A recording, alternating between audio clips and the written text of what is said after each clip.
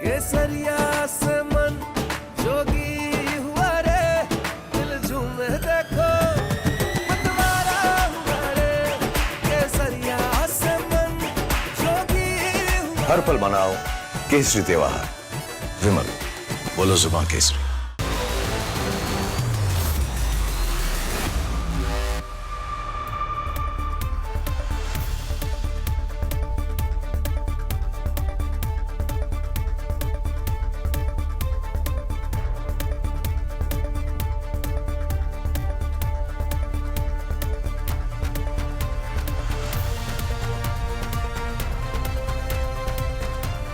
नमस्कार, बहुत स्वागत है आपका। आप देख रहे हैं प्रहार। आपके साथ मैं हूं सलोनी श्रीवास्तव अजमेरा। और प्रहार में आज सबसे पहले बात मिडिल ईस्ट की, जहां हालात एक बार फिर बेहद गंभीर हो चुके हैं।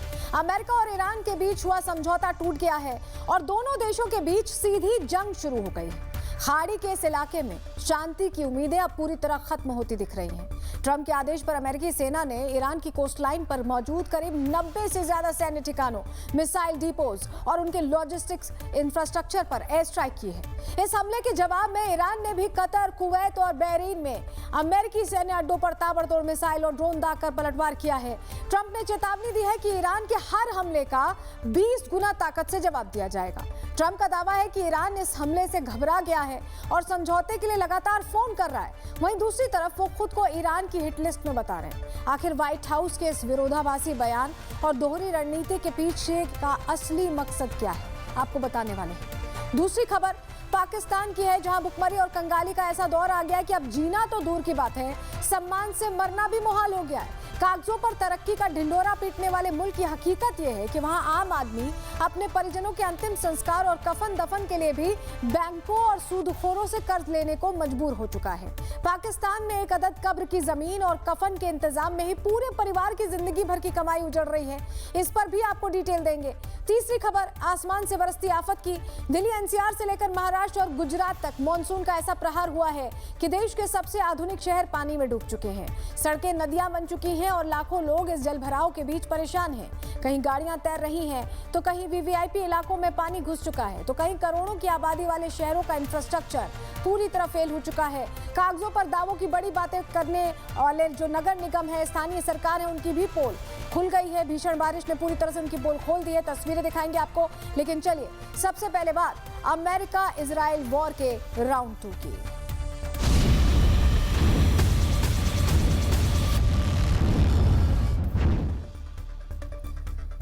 तो चलिए प्रहार में सबसे पहले बात करेंगे मिडिल ईस्ट में छिड़े घमासान की। अमेरिका ईरान के बीच एक बार फिर से जंग की शुरुआत हो चुकी है और पाकिस्तान द्वारा कराया गया तथाकथित सीज फायर खत्म हो चुका है। कुछ दिनों की शांति के बाद मिडिल ईस्ट में फिर से ठीक वैसी ही तस्वीरें आ रही हैं जैसी 28 फरवरी के बाद देखने को मिल रही थी। उसी तरह की तस्वीरें आ रही हैं। अमेरिकी सैन्य जो ठिकाने हैं वहां पर अमेरिका ने अलग अलग जगहों पर ईरान के सैन्य ठिकानों पर स्ट्राइक्स की हैं, ईरान ने भी की हैं, इंफ्रास्ट्रक्चर को निशाना बना रहे हैं। तो वहीं जवाब में ईरान ने मिडिल ईस्ट में मौजूद अमेरिकी सैन्य बेसिस को टारगेट किया है। ट्रंप ने कहा कि वो ईरान को कुछ ही घंटों में खत्म कर सकते हैं। तो ईरान का भी साफ कहना है कि वो अमेरिका की धमकियों से नहीं डरने वाले। हम अमेरिका को जवाब देते रहेंगे, ये कह रहे हैं। और इन सब के बीच खामनेई का आज ईरान के पूर्व सुप्रीम लीडर अयतुल्ला अली खामनेई को मशहद में सुपुर्द खाक किया जाएगा।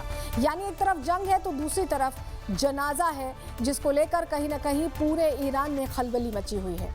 देखिए, पहले ईरान पर अमेरिकी हमले की तस्वीर आपको दिखा देते हैं। अमेरिका ने ईरान में कई ठिकानों पर एक साथ एयर स्ट्राइक्स की हैं, जिसके बाद पूरे इलाके में धुएं और आग का गुब्बार देखने को मिल रहा है। आपको ये तस्वीरें जो हम दिखा रहे हैं, ये ताज़ा स्ट्राइक्स की तस्वीरें हैं जो बता रही हैं कि कैसे अलग अलग जगहों पर ये अटैक्स किए गए हैं और 90 से ज़्यादा ठिकाने हैं।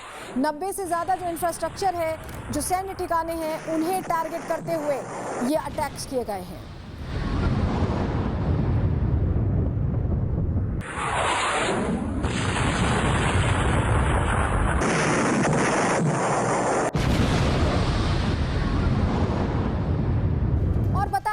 अमेरिका ने एक दो नहीं बल्कि ईरान के 90 से ज्यादा सैन्य ठिकानों को निशाना बनाया है। अमेरिकी सेंट्रल कमांड ने एयर स्ट्राइक का वीडियो भी इसको लेकर जारी कर दिया है, जिसमें बताया गया है मिसाइल और ड्रोन रखने वाली जगह, नेवी की क्षमता, लॉजिस्टिक्स इंफ्रास्ट्रक्चर को खास तौर पर टारगेटेड ये अटैक किया गया है, जिससे ईरान ने भीषण तबाही, भारी तबाही मची है।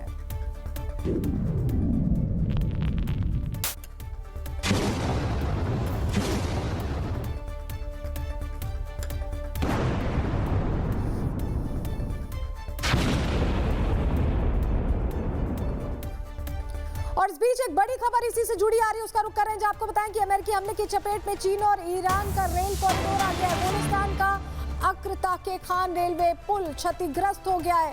इन अटैक में जो चीन और ईरान का रेलवे कॉरिडोर है वो इसकी चपेट में आया है, जिससे भीषण तबाही वहां मची है, नुकसान पहुंचा है।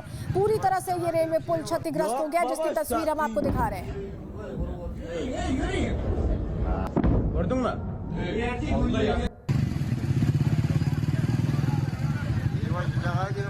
Yok baba gördün mü?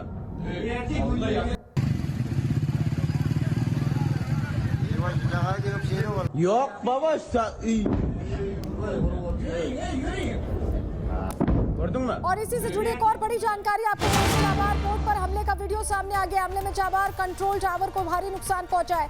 Hormuz से ईरान का कंट्रोल खत्म हो गया है और यही कोशिश की गई, ईरान का कंट्रोल खत्म करने की कोशिश की गई, जिसकी तस्वीर हम आपको दिखा रहे हैं। चाबार पोर्ट पर हमले का ये वीडियो सामने आइए, देखिए तस्वीर देखिए। ये कंट्रोल पोर्ट है जिस पर अटैक किया गया और कैसे पूरी तरह से ये पोर्ट क्षतिग्रस्त हो गया। चाबार पोर्ट का ये कंट्रोल रूम आप ये तस्वीरों में देख रहे हैं। दरअसल कोशिश ये थी कि हॉर्मुज पर जो कंट्रोल अब तक रहता है ईरान का वो ना हो, और यही वजह है कि इसे टारगेट किया गया। तो अमेरिका ने किन किन जगहों पर ये अटैक्स किए हैं, पूरी जानकारी आपको डिटेल में बताते हैं। कहां कहां ईरान में ये बड़े हमले हुए हैं, जान लीजिए। आपके सामने डिटेल रखते हैं। देखिए ईरान के 90 ठिकानों पर जो हम आपको बता रहे हैं अमेरिका ने ये अटैक किया है। हमलों में ईरान के 3 लोगों की मौत की भी खबर है। बंदर अब्बास और सीरिक में स्ट्राइक हुई है। बंदर अब्बास में एक साथ 8 धमाके सुने गए। सीरिक में बैक टू बैक 3 धमाके सुने गए हैं। चाबार और कोनार्क में 10 धमाके हुए हैं। अबू मूसा और जास द्वीप पर भी हमला हुआ है। अबू मूसा द्वीप पर 10 से ज्यादा धमाके हुए हैं। बुशहर में 2 अमेरिकी प्रोजेक्टाइल्स गिरे हैं, जिससे भारी नुकसान हुआ है। तो इतने बड़े पैमाने पर यह अटैक अमेरिका की तरफ से किया गया, यानी ऐसा लगता है कि खाड़ी में युद्ध का नया दौर शुरू हो गया है। ईरान का दावा है कि अमेरिका ने सिविलियन इंफ्रास्ट्रक्चर को भी निशाना बनाया, जबकि अमेरिका का तर्क है कि इसी सिविलियन इंफ्रास्ट्रक्चर का इस्तेमाल IRGC भी कर रही है। अमेरिका ने ईरान की पूरी कोस्टलाइन के इलाकों को निशाना बनाया है, जिसकी ये तस्वीर आप देख रहे हैं। कितनी भयंकर तबाही है, देखिए जो आप धुएं का गुबार देख रहे हैं, इसमें भारी नुकसान की तस्वीर सामने आ रही है।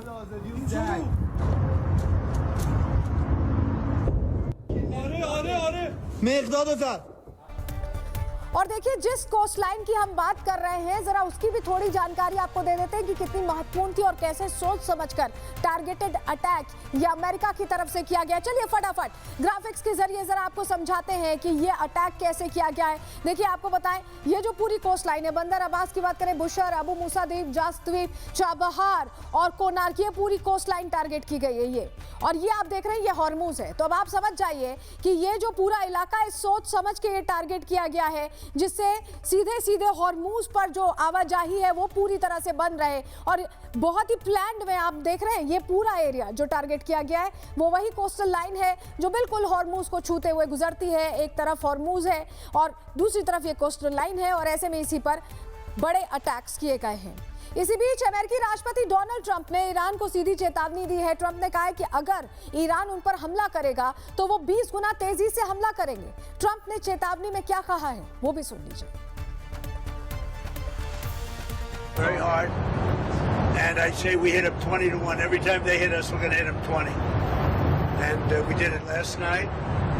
They did a little something today, but it was really retribution for last night. They hit actually 3 boats, not 2. And when they hit, we hit back much harder.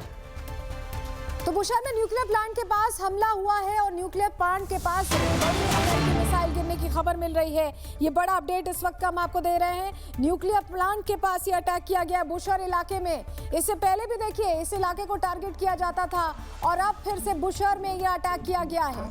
ये बड़ी खबर आपको बता रहे हैं। ये तस्वीर देखिए, ये बुशहर पे अटैक की ही तस्वीर है जो अभी हम आपके सामने रख रहे हैं। और ये तस्वीर बताती है कि कैसे अब भी उसी साइट पर अटैक किया जा रहा है जिस पर पहले भी कहा गया कि अटैक करने की नीयत से भारी बम गिरा चुका है अमेरिका, और अब फिर से बुशहर पे ये अटैक। लेकिन आपको बताएं, अमेरिकी हमलों के बाद क्या ईरान चुप बैठ गया है? अगर आप ऐसा सोच रहे हैं तो जवाब है नहीं। ईरान पर हमला हुआ तो ईरान ने जवाबी कार्रवाई शुरू कर दी। ईरान ने कतर, कुवैत और बहरीन में जितने अमेरिकी बेसेस हैं उन पर अटैक करना शुरू कर दिया। और आप याद करिए, ये सब बिल्कुल वैसा ही है जैसा समझौते के पहले था।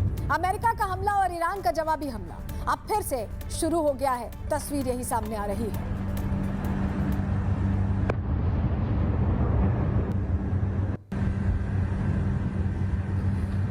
तो ईरान ने अमेरिका के किन किन ठिकानों पर अटैक किया है, आपको उसकी भी डिटेल बताते हैं। फटाफट जानकारी आपके सामने रखते हैं, क्योंकि ईरान ने अब अमेरिकी बेसिस पर टारगेट करना शुरू कर दिया है।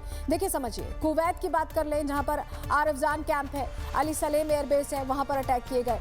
बहरीन में जुफर एयरबेस पर, शेख ईसा एयरबेस पर अटैक हुआ है। कतर में बांदर सलमान बेस पर अटैक हुआ, और कतर में ये जो बेस है ये सबसे बड़ा बेस माना जाता है। तो ये सब जो जगह हैं उन्हें टारगेट सीधे सीधे ईरान ने भी करके बता दिया कि अगर आप सोच रहे हैं कि आप अटैक करेंगे और ईरान शांत बैठा रहेगा तो ऐसा नहीं होने वाला है। ईरान के इस जवाबी हमले से मिडिल ईस्ट में अलर्ट है। हर तरफ युद्ध जैसे हालात बने हुए हैं। तस्वीर यही बता रही है कि भीषण तबाही बार बार अलग अलग इलाकों से सामने आई है।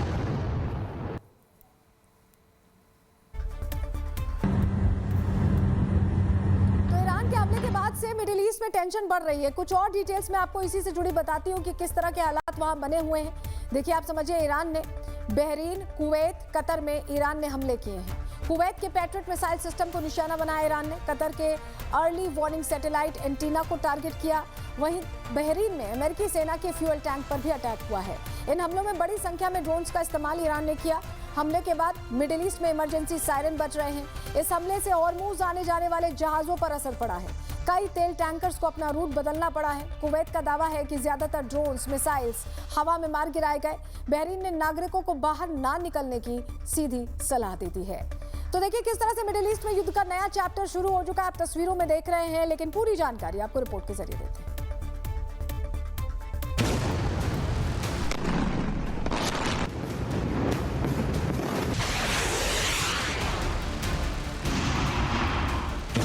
पश्चिम एशिया में एक बार फिर से बारूद धधक रहा है। आसमान में लड़ाकू विमान है, जमीन पर धमाके हैं और समुद्र में जंग का नया मोर्चा खुल चुका है। अमेरिका ईरान के बीच युद्ध विराम अब खुले सैन्य टकराव में बदल गया है। हॉर्मुज स्ट्रेट से उठी चिंगारी अब पूरे मिडिल ईस्ट को अपनी चपेट में ले रही है। अमेरिका ने ईरान के 90 से ज्यादा सैन्य और रणनीतिक ठिकानों पर एयर स्ट्राइक की। बुशहर, बंदर अब्बास, चाबहार, सिरिक और कोनार्क समेत कई इलाकों में मिसाइलें बरसी। अमेरिकी दावा है कि ये कार्रवाई हॉर्मुज में जहाजों पर हुए हमले के जवाब में की गई, जबकि ईरानी मीडिया के मुताबिक इन हमलों में कई सैनिक मारे गए और अहम सैन्य ढांचों को नुकसान पहुंचा। हमलों का असर सिर्फ सैन्य ठिकानों तक सीमित नहीं रहा। तेहरान से मशहद को जोड़ने वाली अहम रेलवे लाइन भी हमले की चपेट में आ गई। ट्रैक का हिस्सा टूट गया। नतीजा ये हुआ कि ईरान ने इस रूट पर यात्री ट्रेन सेवाएं अस्थायी तौर पर रोक दी हैं। हजारों यात्रियों को सड़क मार्ग से भेजने की व्यवस्था करनी पड़ी, जबकि रेलवे इंजीनियर युद्ध के बीच ट्रैक दुरुस्त करने में जुटे हैं। इधर ट्रंप भी बार बार दोहरा रहे हैं, ईरान के साथ सीजफायर अब खत्म हो चुका है। अब ना तो डील होगी, ना बातचीत, होगा तो सिर्फ हमला। To me, I think it's over. I don't want to deal with them anymore. They're scum. You know what scum is? They're scum. They're sick people. They're led by sick people. And they're vicious, violent people. And if they had a nuclear weapon, they'd use it. As far as I'm concerned, it's over. I'll speak to our negotiators. They want to negotiate. They're good people. इधर Trump ने हमला किया तो उधर Iran ने भी पलटवार का बिगुल फूंक दिया। रिवॉल्यूशनरी गार्ड्स ने दावा किया कि बहरीन और कुवैत में मौजूद 85 अमेरिकी सैन्य ठिकानों को मिसाइलों और ड्रोन से निशाना बनाया गया। इनमें अमेरिकी 5th फ्लीट मुख्यालय और अली अल सलेम एयरबेस भी शामिल है। हालांकि अमेरिका का दावा है ईरान की ज्यादातर मिसाइलें हवा में मार गिराई गईं, लेकिन मिडिल ईस्ट में अब भी अलर्ट है। लोगों को घरों में रहने को कहा गया। मिडिल ईस्ट की जंग का सेंटर पॉइंट हॉर्मुज बन चुका है। ईरान का साफ कहना है कि हॉर्मुज अमेरिकी दबाव में नहीं, बल्कि ईरान की शर्तों पर ही खुलेगा। ऐसे में हॉर्मुज फिर से ठप होता है तो दुनिया में तेल सप्लाई का खतरा फिर से बढ़ेगा, यानी इस बार ये जंग और विध्वंसक होगी। Bureau report, Republic Bharat. लेकिन सवाल है कि जब मिडिल ईस्ट में सब कुछ शांत हो गया था तो दोबारा जंग शुरू क्यों हुई? डिटेल में आपको बताती हूँ कि इस तरह के हालात फिर से खड़े क्यों हुए हैं। जानकारी आपके सामने रखते हैं। देखिए, 6 जुलाई को ईरान ने हॉर्मुज से गुजरने वाले 3 जहाजों पर अटैक किया। जहाज दक्षिणी रूट से हॉर्मुज पार कर रहे थे। हमले की जानकारी मिलने पर ट्रंप का गुस्सा फूट पड़ा। नाटो की बैठक में ट्रंप ने कहा कि वो हमला करेंगे। ट्रंप ने ईरान को कहा कि वो एक मारेंगे तो हम 20 मारेंगे, जिसके बाद ईरान पर भीषण हमले शुरू हो गए। हमले में ईरानी सरकार से जुड़े लोगों की मौत हुई और सिर्फ 2 दिनों में ईरान के 14 लोगों की जान चली गई। अमेरिका ने ईरान के रेलवे, एयरपोर्ट सबको निशाना बनाया। जवाब में इसने ईरान ने भी आपको बताया जवाब में अटैक्स शुरू कर दिए। तो आप समझ जाइए कि दोनों तरफ से ये अटैक बड़े पैमाने पर हो रहे हैं। और अब जब फिर से जंग जैसे हालात मिडिल ईस्ट में चल रहे हैं तो ट्रंप का एक नया बयान भी सामने आ गया है, जिसमें उन्होंने कहा है कि वो ईरान अमेरिका से डील करना चाहता है और इसके लिए ईरान बार-बार शिद्दत से फोन भी कर रहा है। अब ऐसे में सवाल है कि आखिर ट्रंप के मन में चल क्या रहा है। एक तरफ तो वो युद्ध शुरू कर रहे हैं, दूसरी तरफ फिर से डील वाली बयानबाजी भी कर रहे हैं। सुन लीजिए। Many ways we could win, but we've already won militarily. They have very little left, and they want to make a deal so badly. They called a little while ago. They want to make a deal so badly. I just don't know if they're worthy of making a deal. I don't know that they're going to honor the deal. That's the problem.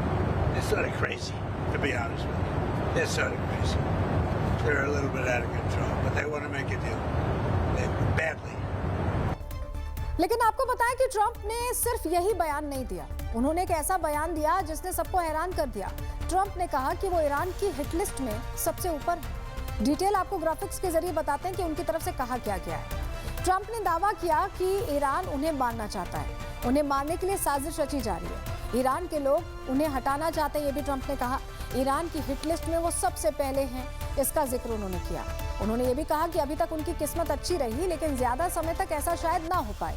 यानी वो ये अंदेशा जाहिर कर रहे हैं कि Iran के लोगों की हिट लिस्ट पर, कमांडर्स की हिट लिस्ट पर वो हैं और उनके साथ कभी भी कोई घटना हो सकती है। इस बीच एक बड़ी खबर इसी से जुड़ी आ रही है, आपको बताएं। अमेरिकी हमले का जवाब ईरान लगातार दे रहा है। अमेरिकी सैन्य जहाजों पर ईरान ने अटैक कर दिया है। हॉर्मुज में सैन्य जहाजों पर हमले की खबर मिल रही है।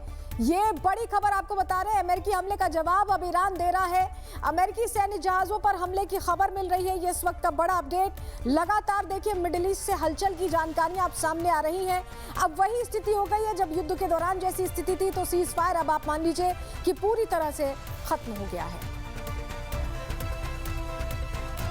फिर से अटैक्स की तस्वीरें सामने आ रही हैं और इसी बीच एक और बड़ी जानकारी। लगातार देखिए बड़े अपडेट्स अब मिडिल ईस्ट से आ रहे हैं। और बड़ी खबर, अमेरिकी ठिकानों पर मिसाइल हमला किया है।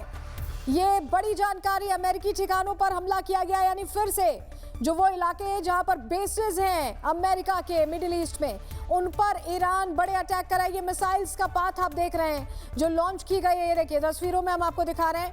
ये मिसाइल्स का पाथ है जो सीधे जो सेंटर्स है मिडिल ईस्ट में, अमेरिका के जो बेसेस हैं उन पर ये अटैक किया गया है। तो ये बड़ी खबर तस्वीरों के जरिए हम आपको बता रहे हैं।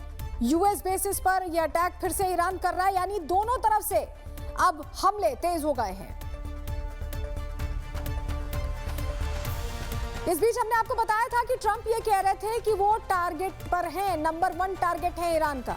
लेकिन ट्रंप को मारे जाने का डर क्यों सता रहा है, उसकी बानगी इन दिनों ईरान में देखने को मिल रही है। दरअसल खामनेई के जनाजे के दौरान ट्रंप के विरोध में जगह जगह पर पोस्टर लगे हैं। हम आपको तस्वीरें भी दिखा रहे हैं। पहले भी हमने तस्वीर दिखाई थी, एक बार फिर देखिए इन तस्वीरों को। किस तरह लोगों ने ट्रंप के पोस्टर पर शैतान समझकर पत्थर मारा है। खून का बदला खून से लेने की बात लिखी गई है। लोगों ने अमेरिकी झंडे जलाए हैं और इसके साथ ही ट्रंप के पोस्टर्स को भी जलाकर फाड़ा है, जिसको लेकर अब ट्रंप को लग रहा है कि उनकी जान को सबसे ज्यादा खतरा है और वो टारगेट नंबर 1 है। लेकिन सवाल है कि आखिर ट्रंप को डर किस बात का है, क्योंकि ट्रंप पर पहले भी हमला हो चुका है। तो क्या अब ट्रंप ईरान से डरने लगे हैं? रिपोर्ट के जरिए आपको बता रहे हैं।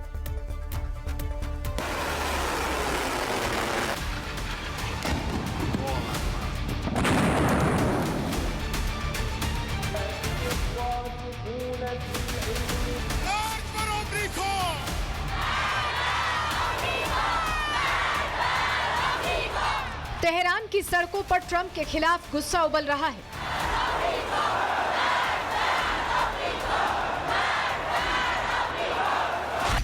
हाथों में ट्रंप विरोधी पोस्टर, मुट्ठियां तनी हुई हैं और हर तरफ सिर्फ एक ही नारा, डेथ टू ट्रंप।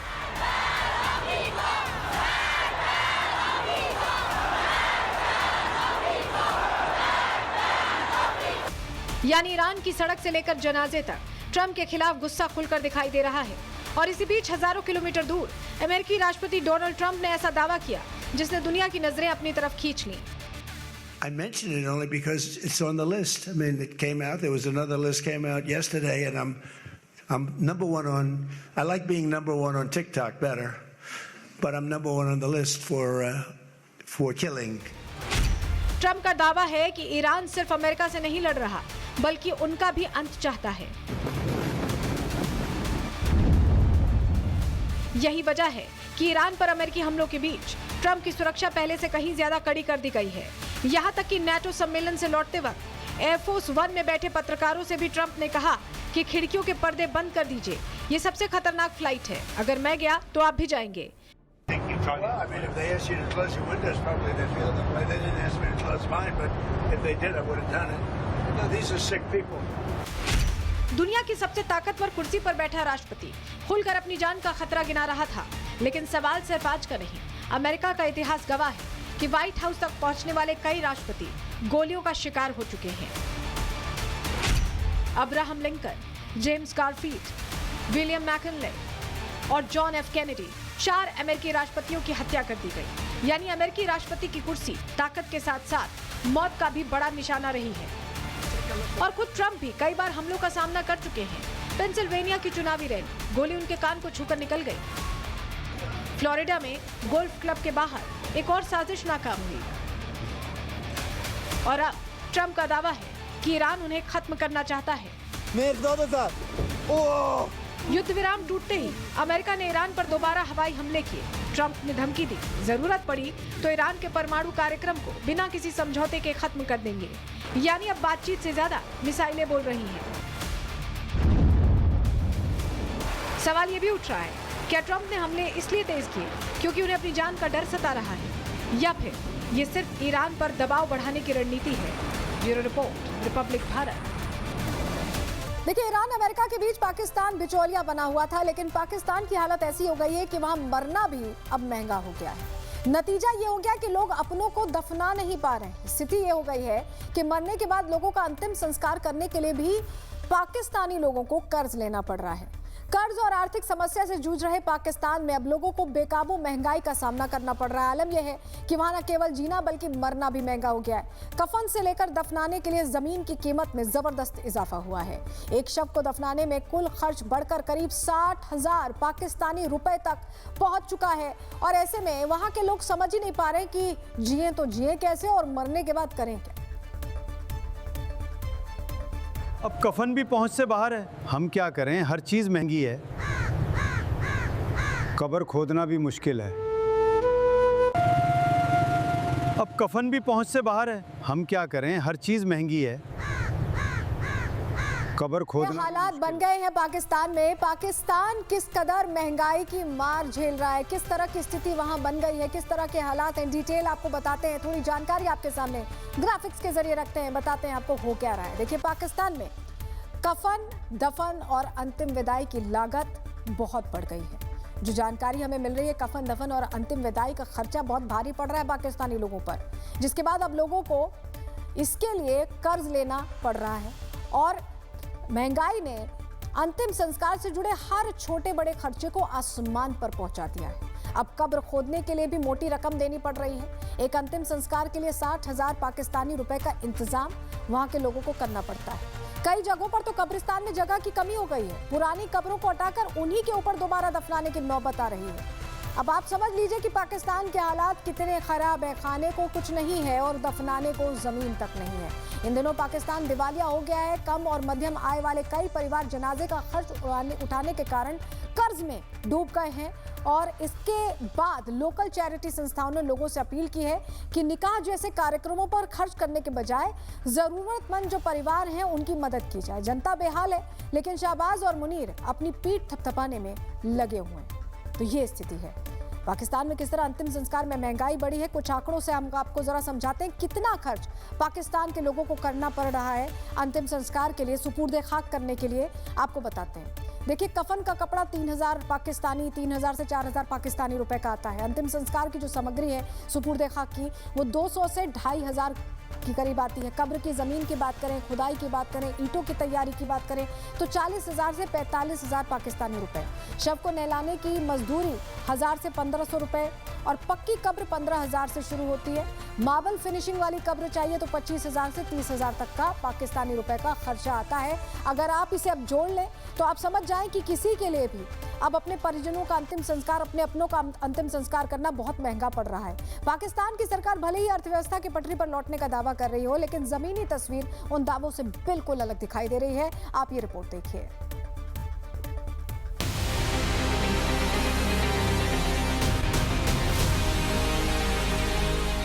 कभी पाकिस्तान में कहा जाता था कि गरीब का साथ पूरा मोहल्ला देता है, लेकिन अब हालात ऐसे नहीं है। मोहल्ला नहीं, बैंक साथ दे रहा है।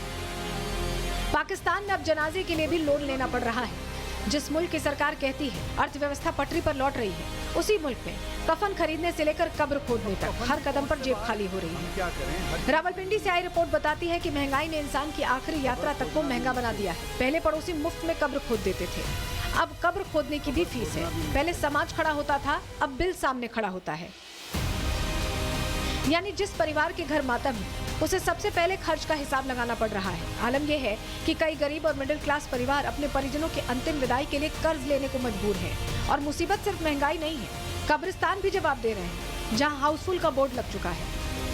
हैरानी इस बात की है कि जून 2026 में जारी देश के इकोनॉमिक सर्वे के मुताबिक वित्त वर्ष 2026 में पाकिस्तान की जीडीपी ग्रोथ 3.7% रही है, जो पिछले 4 सालों में सबसे बेहतर है। पाकिस्तान सरकार का दावा है कि अर्थव्यवस्था सुधर रही है, लेकिन जमीनी हकीकत कुछ और ही है। कागज पर आंकड़े मुस्कुरा रहे हैं, लेकिन बाजार में आम आदमी रो रहा है, क्योंकि शहबाज सरकार टैक्स बढ़ा रही है और जनता की सब्सिडी घटा रही है। नतीजा ये कि बिजली, ईंधन, राशन के बाद अब कफन भी लेना मुश्किल हो गया है। हालात ऐसे हैं कि कई परिवारों ने जनाजे के बाद लोगों को खाना खिलाने की परंपरा तक छोड़ दी है। Bureau report, Republic Bharat. हर चीज महंगी है। तो पाकिस्तान में गरीबी की मार है। अब खुद पाकिस्तानी कह रहे हैं कि पाकिस्तानी सरकार सिर्फ लोगों को बेवकूफ बना रही है, जबकि बांग्लादेश के हालात भी हमसे अच्छे हैं। सुन लीजिए। पैदा कर रहे हो गरीब पैदा करो, मैं तो कह रहा हूं पैदा करो, मगर अमीर पैदा करो ना। आप तो पैदा भी कर रहे हो, पैदा भी गरीब कर रहे हो। हमारे मुल्क की 28% आबादी, पहले 29 थी, आज 28% आबादी शराय गुर्बत से नीचे रह रही है। बांग्लादेश में वो 48% थी, 48, आज वो 21% है। तो सुन रहे हैं आप वहां पर लोग क्या बात कर रहे हैं। पाकिस्तान की हालत तो देखिए खराब है, लेकिन मुल्ला मुनीर पाकिस्तानियों का खून चूसने में लगा हुआ है। क्यों हम ऐसा कह रहे हैं, थोड़ी डिटेल इस पर भी आपको दे देते हैं। पाकिस्तान में वित्तीय वर्ष 2026-27 के लिए 18.77 ट्रिलियन रुपए का भारी भरकम बजट पेश किया गया, लेकिन ये पाकिस्तानी रुपए में है, तो ये मत समझिएगा कि बहुत ज्यादा बजट है, क्योंकि पाकिस्तानी रुपया बहुत कमजोर है। इसमें से रक्षा खर्च को 18% से बढ़ाकर 3 ट्रिलियन पाकिस्तानी रुपए का कर दिया गया है, जबकि विकास कार्यों के लिए केवल 1 ट्रिलियन पाकिस्तानी रुपए रखे गए। अब रक्षा बजट जो है इनका, वो आतंकियों को बंदूकें देने में खर्च होता है, देश की रक्षा के लिए भी नहीं खर्च होता है। तो अब आप समझ जाइए कि मुनीर पैसा लगा कहाँ रहा है। इसके साथ ही पाकिस्तान पर IMF से मिले $7 अरब के लोन प्रोग्राम के कारण वित्तीय अनुशासन बनाए रखने और टैक्स वसूलने का भी भारी दबाव है। सरकार को अपनी GDP का 2% प्राथमिक बजट सरप्लस बनाए रखना है। इसका सीधा मतलब यह है कि सरकार के पास आम जनता को सब्सिडी या कोई बड़ी कल्याणकारी योजनाओं के जरिए राहत देने के लिए पैसे बचे ही नहीं है। जो पैसे उनके हैं वो या तो लोन के लिए रह रहे हैं या आतंकियों को बंदूकें देने के लिए रह रहे हैं। तो ये हालात है। और अगली खबर भी इन्हीं से जुड़ी हुई है। पाकिस्तान के लोग इतने परेशान हैं कि उनके पास अब अंतिम संस्कार के लिए पैसे नहीं है, आपने देखा। और जब इसी को लेकर POK के लोग विरोध कर रहे हैं तो मुनीर उनकी आवाज गोलियों से दबा रहा है, लेकिन POK में विद्रोह और तेज होता दिखाई दे रहा है। अब आपको POK से आई सबसे ताजा तस्वीर दिखाते हैं। POK के लोगों ने एक साथ विरोध शुरू कर दिया, जमकर नारेबाजी की है। क्या कहा है उस दौरान, कैसे पाकिस्तान के हुक्मरानों के खिलाफ विरोध हुआ है, सुनिए आपको।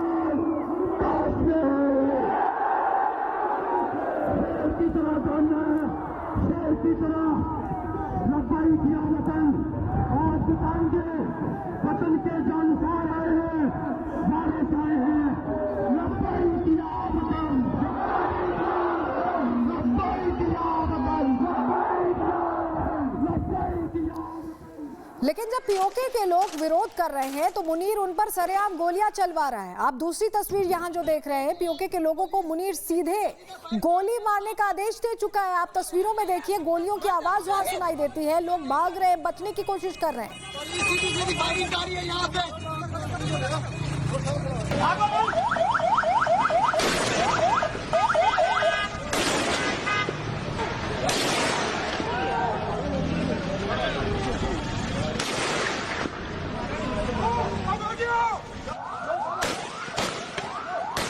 देख ली, लेकिन आप ये भी समझिए कि पीओके के लोगों ने भी सरेआम मुनीर को चैलेंज कर दिया है। लोग कह रहे हैं कि ये इस्लामाबाद नहीं जो पत्थरबाजी करेंगे, ये कश्मीर के पहाड़ है जहां वो कभी जीत नहीं सकते। ये सीधा ऐलान वहां की आवाम कर रही है, आप खुद देखिए।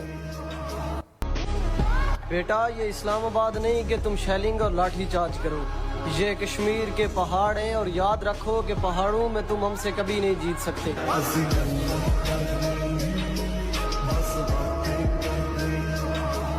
पीओके में मुनीर ने किस तरह हैवानियत की है उसकी भी थोड़ी जानकारी आपको दे देते हैं, क्योंकि मुनीर ने कई ऐसे फैसले लिए हैं जिससे पीओके का विरोध उसने दबाने की कोशिश की। पीओके में पाकिस्तानी गोलीबारी से 56 प्रदर्शनकारी अब तक मारे गए हैं या लापता बताए जा रहे हैं। पाकिस्तान ने भोजन, दवा, इंटरनेट सेवाएं पूरी तरह से उस इलाके में बंद रखी हैं। रावलाकोट में प्रदर्शनकारी अनिश्चितकालीन धरने पर बैठे हुए हैं। प्रदर्शनकारी विधानसभा चुनावों का बहिष्कार कर रहे हैं। पीओके के लोग भारत से मदद की भी अपील कर रहे हैं और यही सब चीजें मुनीर को पसंद नहीं आ रही और यही वजह है कि राशन, पानी, दवा, इमरजेंसी सर्विसेज तक वहां पर बंद की गई हैं।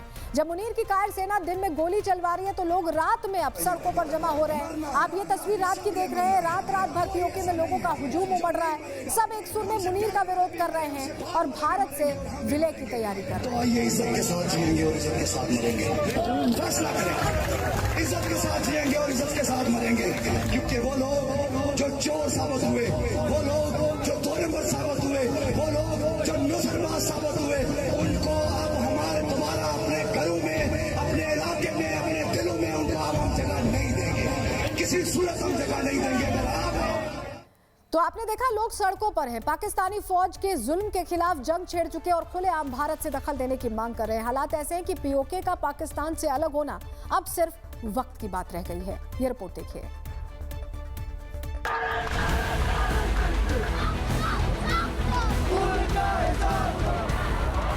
पीओके में इस वक्त पाकिस्तानी हुकूमत के खिलाफ बगावत का बिगुल बज चुका है। हालात अब पूरी तरह से पाकिस्तानी फौज और जनरल आसिम मुनीर के हाथ से निकल चुके हैं। बलूचिस्तान से लेकर कबायली इलाकों तक विरोध तो पहले भी होते रहे, लेकिन पीओके की ये बगावत बिल्कुल जुदा है। यहाँ बात अब सिर्फ हक की नहीं बल्कि पाकिस्तान से पीछा छुड़ाने की हो रही है। सड़कों पर हजारों का हुजूम है और पाकिस्तानी सेना का जुल्म चरम पर है। नेताओं को जेल में ठूसा जा रहा है और तो और इस पूरे इलाके में खाने पीने की चीजें, दवाइयों जैसी बुनियादी सप्लाई तक रोक दी गई है। हालात इतने बदतर हो चुके हैं कि यहाँ के आंदोलनकारी अब खुलेआम भारत से मदद की गुहार लगा रहे हैं। पीओके में पाकिस्तान का टॉर्चर कैसे चल रहा है ये भी जान लीजिए। बुजुर्ग और रिटायर्ड शिक्षकों की पेंशन रोक दी गई है। भारत से मदद मांगने वाले सरदार अमन पर 1 करोड़ का इनाम घोषित कर दिया गया है। फौज की पोल खोलने वाले वकील मेहरान और नेता शौकत गिरफ्तार किए गए हैं। आंदोलन कुचलने के लिए पूरे इलाके में नाकेबंदी की गई है। राशन और जरूरी सामानों की सप्लाई भी रोक दी गई है। बीते 79 साल से पाकिस्तान ने इस इलाके को सिर्फ लूटा है, लेकिन अब पानी सर से ऊपर जा चुका है। इतिहास गवाह है, जब जनता जागती है तो बड़े बड़े साम्राज्य ताश के पत्तों की तरह ढह जाते हैं। ठीक वैसे ही जैसे 25 दिसंबर 1991 को सोवियत संघ बिखर गया था और 15 नए देश बन गए थे। जानकारों का मानना है कि पीओके का हश्र भी ऐसा ही होने वाला है। पाकिस्तानी हुकूमत को आज नहीं तो कल घुटने टेकने ही होंगे, क्योंकि यहाँ के लोग अब खुद भारत में शामिल होने का मन बना चुके हैं और ये बात पहले ही रक्षा मंत्री राजनाथ सिंह ने कही थी। पाक ऑक्युपाइड कश्मीर के लोग वो हमारे अपने हैं, हमारे परिवार का हिस्सा है। हम प्रधानमंत्री के श्री नरेंद्र मोदी जी के एक भारत श्रेष्ठ भारत के संकल्प के लिए पूरी तरह से प्रतिबद्ध हैं और हमें यह पूर्ण विश्वास है कि हमारे वो भाई जो आज हमसे भौगोलिक और राजनीतिक रूप से अलग हैं, वो भी अपने स्वाभिमान, आत्मा की आवाज़ और स्वेच्छा से भारत की मुख्य धारा में कभी न कभी जरूर वापस लौटेंगे। सिर्फ राजनाथ सिंह ही नहीं बल्कि देश के बड़े बड़े डिफेंस एक्सपर्ट्स का भी यही मानना है। सरदार अम्मान खान ने रावलकोट में बोलते हुए कहा कि अगर पाकिस्तान की फौज हमारा स्ट्रंगल होल्ड करती है। उन्होंने अपनी जो लाखों की भीड़ सामने थी उनसे पूछा कि क्या हम सीज फायर लाइन की तरफ कूच करें। सब लोगों ने कहा कूच करें। यानी कि अब दिखाई दे रहा है कि पाकिस्तान ऑक्यूपाइड कश्मीर के लोग स्वयं ही हिंदुस्तान में मिलना चाहते हैं। आखिर पीओके के लोग इतने गुस्से में क्यों हैं? उनकी मांगे क्या है, ये भी जान लीजिए। पुलिस फायरिंग में मारे गए लोगों के परिजनों को मुआवजा मिले, प्रदर्शनकारियों पर दर्ज मामलों को वापस लिया जाए, विधानसभा में शरणार्थियों के लिए आरक्षित 12 सीटें खत्म हो, मीरपुर में इंटरनेशनल एयरपोर्ट बनाया जाए, अच्छे अस्पताल और स्वास्थ्य सुविधाएं मिले, जर्जर बिजली नेटवर्क सुधारने के लिए 10 अरब रुपए का बजट मिले, बिजली सस्ती हो, स्थानीय उत्पादन लागत के आधार पर दरें तय हो, आटा और अन्य जरूरी सामान पर सब्सिडी बढ़ाई जाए, संपत्ति और अन्य स्थानीय टैक्स में राहत मिले, स्थानीय संसाधनों से होने वाली आय का बड़ा हिस्सा क्षेत्र को मिले, युवाओं के लिए रोजगार और मेरिट आधारित भर्ती सुनिश्चित हो, नेताओं और ऑफिसर्स की विशेष सुविधाएं यानी वीआईपी कल्चर खत्म हो। हैरानी की बात देखिए, पूरे पाकिस्तान को रोशन करने वाली हाइड्रो पावर इसी पीओके से आती है, लेकिन खुद यहाँ के लोग अंधेरे और भारी बिजली कटौती में जीने को मजबूर हैं। एक्सपर्ट्स का कहना है कि अगर पीओके पाकिस्तान के चंगुल से आजाद हुआ तो ये सचमुच पाकिस्तान के वजूद के अंत की शुरुआत होगी। भारत हमेशा से पीओके को अपना अभिन्न हिस्सा मानता आया है। भारत के आधिकारिक नक्शे में पीओके हमेशा शामिल रहता है और अब तो पीओके से भी आवाज उठने लगी है। साफ है कि पाकिस्तान चौतरफा घिर चुका है। अब वो दिन दूर नहीं जब पाकिस्तान को ये सच स्वीकार करना ही होगा कि जो उसका कभी था ही नहीं, उस पर वो हक नहीं जता सकता। Bureau report, Republic Bharat.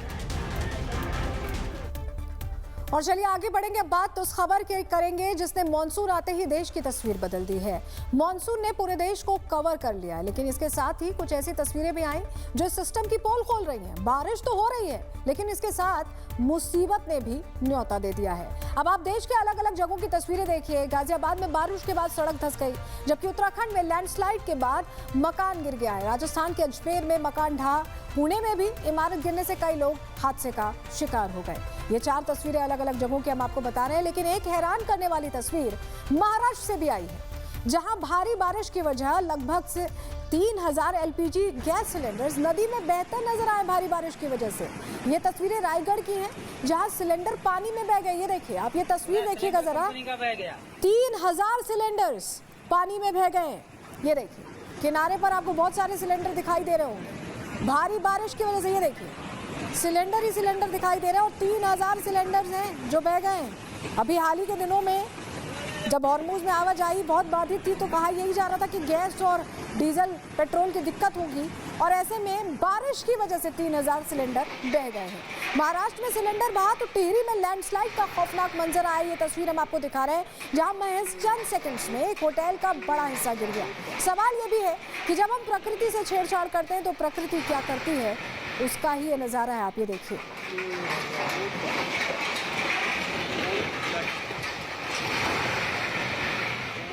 तो पहाड़ों में लैंडस्लाइड की तस्वीरें चंबा से भी आई हैं, जहां हम आपको अब ये तस्वीर दिखा रहे हैं। चंबा में लैंडस्लाइड के बाद रास्ता पूरी तरह से ठप हो गया, आवाजाही इस पूरे रास्ते पर बाधित हो गई।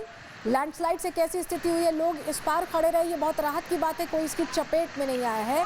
लेकिन ये तस्वीरें बता रही हैं कि भारी बारिश से कैसा कहर बरप रहा है। भारी बारिश के कहर के बीच महाराष्ट्र के पिंपरी चिंचवड़ में एक बड़ा हादसा भी हुआ है।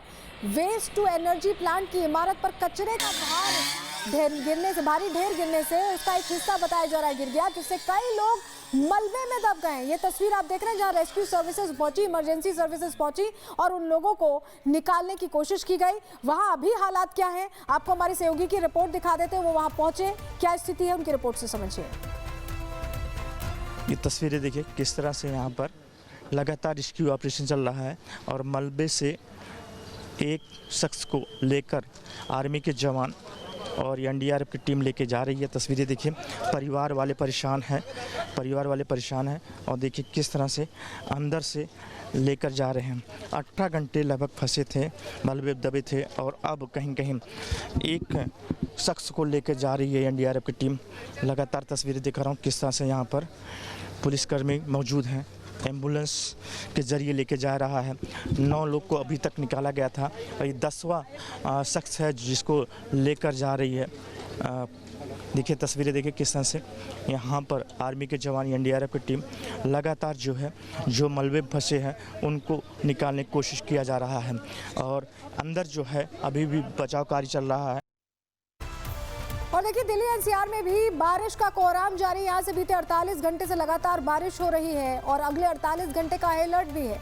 इस बारिश से क्या हुआ, जगह जगह दिल्ली में जलभराव हो गया। आप तस्वीरों में देखिए दिल्ली के हर जिले में, हर इलाके में माफ कीजिएगा, जलभराव देखा जा रहा है। ये देखिए south east Delhi, Shahdara, central Delhi, north east, New Delhi, south west, west इलाके में, नॉर्थ दिल्ली में, हर इलाके में देखिए पानी लबालब भरा हुआ है।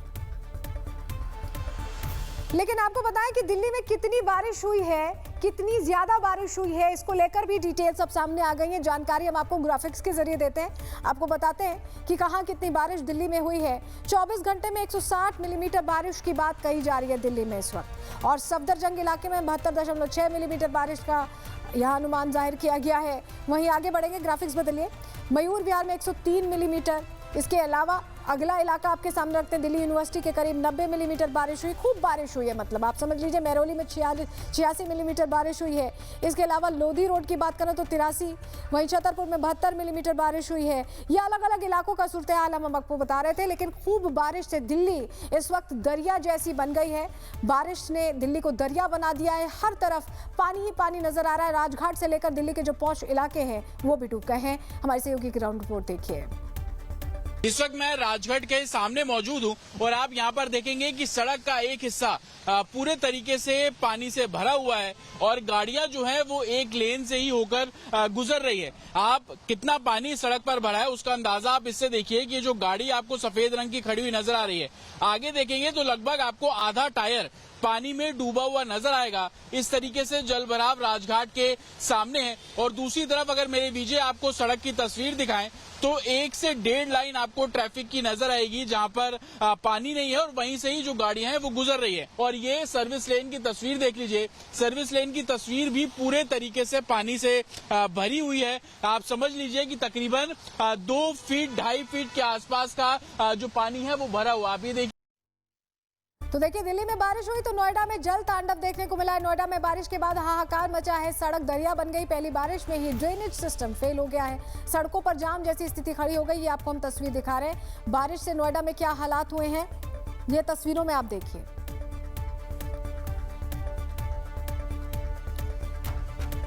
लेकिन नोएडा वासियों की मुसीबत सिर्फ इतनी नहीं है। भारी बारिश के बीच कमर्शियल बिल्डिंग्स का हिस्सा भी गिर पड़ा है। जो तस्वीर अभी हम आपको दिखा रहे हैं, दरअसल ये कमर्शियल बिल्डिंग का हिस्सा जो गिरा है उसकी तस्वीर है।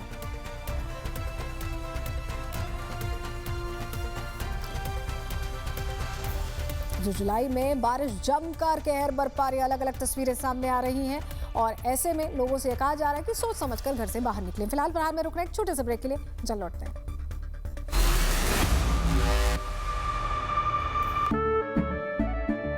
केसरिया से मन जोगी हुआ रे, दिल झूमे देखो मतवारा हुआ रे।